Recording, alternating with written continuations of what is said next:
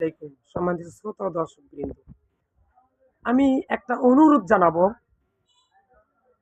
বাংলাদেশ সহ পৃথিবীর সকল স্কুলগুলোর কাছে, স্কুলের শিক্ষকদের কাছে, প্রত্যেকটা স্কুলের প্রধান শিক্ষক, হেডমাস্টার, অধ্যক্ষ, প্রিন্সিপাল মহোদয়ের কাছে বিনীত অনুরোধ। এটা আমার তো অনুরোধই। সকালে এক আলেম আসলো, মসজিদের ইমাম সাহেব, উনিও আমাকে বললো যে আপনি একটা ভিডিও করুন এভাবে।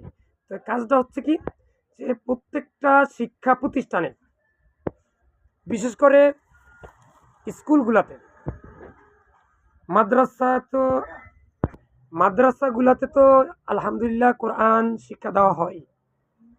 তাই এর সমস্ত শিক্ষা প্রতিষ্ঠানগুলায় একটা ঘন্টা বের করে কোরআন শিক্ষা দেওয়ার জন্য ছাত্রছাত্রীদেরকে একটি হল রুমে অথবা যেভাবেই হোক একটা ব্যবস্থা করে কোরআন শিক্ষার জন্য একজন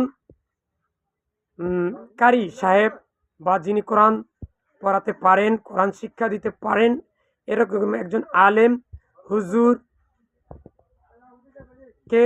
রাখা হোক। তাকে প্রতিষ্ঠানের পক্ষ থেকে কিছু টাকা দিয়ে এতে দেওয়া হোক প্রতি মাসে, এটা অনুরোধ। তাই আসুন আমরা এই কাজটা সবাই করি।